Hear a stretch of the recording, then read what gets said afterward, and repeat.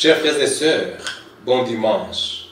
Je vous souhaite un très bon dimanche, tout en vous invitant à partager avec moi le fruit de ma méditation à ce dimanche.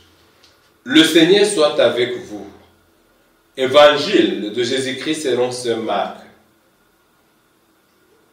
Un scribe s'avança vers Jésus pour lui demander quel est le premier de tous les commandements.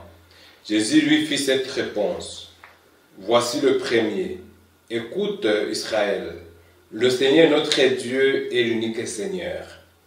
Tu aimeras le Seigneur ton Dieu de tout ton cœur, de toute ton âme, de toute tout ton esprit et de toute ta force. Voici le second. Tu aimeras ton prochain comme toi-même. Il n'y a pas de commandement plus grand que cela. Le scribe reprit. Fort bien, maître, tu as raison de dire que Dieu est l'unique et qu'il n'y a pas d'autre que lui.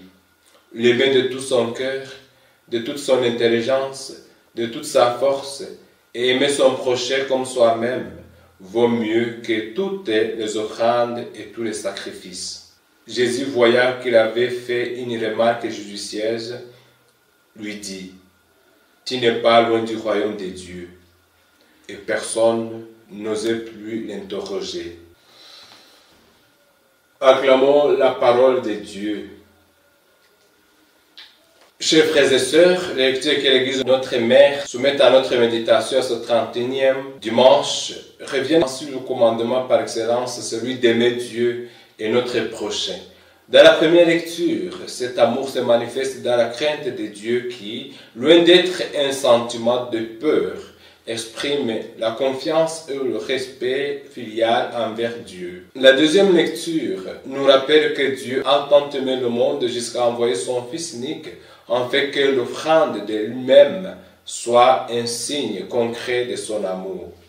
Et dans l'Évangile, Jésus résume tous les commandements en deux commandements semblables et indissociables, à savoir l'amour de Dieu et l'amour du prochain. La première lecture tirée du livre du Deutéronome est un rappel de l'obéissance et de l'observance des commandements de Dieu, source de bonheur et de bénédiction. Le Deutéronome ne cherche pas à réformer le comportement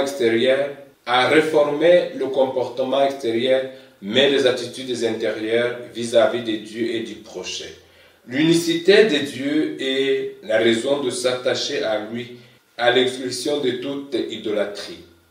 L'obéissance au commandement de l'amour de Dieu est toujours liée à la bénédiction et à la longévité, tandis que la désobéissance attire la malédiction et la mort. La deuxième lecture évoque le sacerdoce du Christ comme expression de l'amour de Dieu pour les hommes. L'offrande de Jésus sur la croix est signe efficace de l'amour parfait. Il n'y a pas de plus grand amour que de donner sa vie pour ceux qu'on aime. Confère Jean chapitre 15, verset 13. Le sacrifice qu'a offert Jésus pour notre salut a supprimé tous les autres sacrifices rituels quotidiens ou annuels que les Juifs pratiquaient. Dans l'Évangile, Jésus nous donne le commandement dont l'observance inclut celle des autres commandements.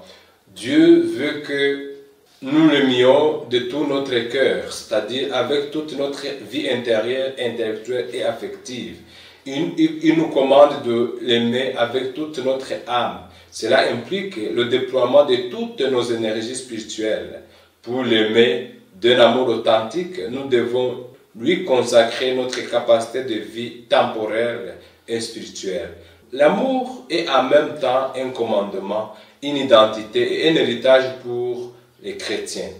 Il est un commandement parce que Dieu nous demande d'aimer.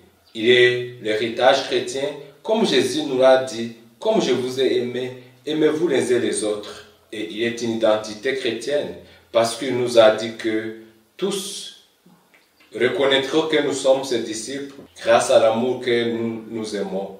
Saint Jean de la Croix dit qu'au soir de notre vie, nous serons jugés sur l'amour.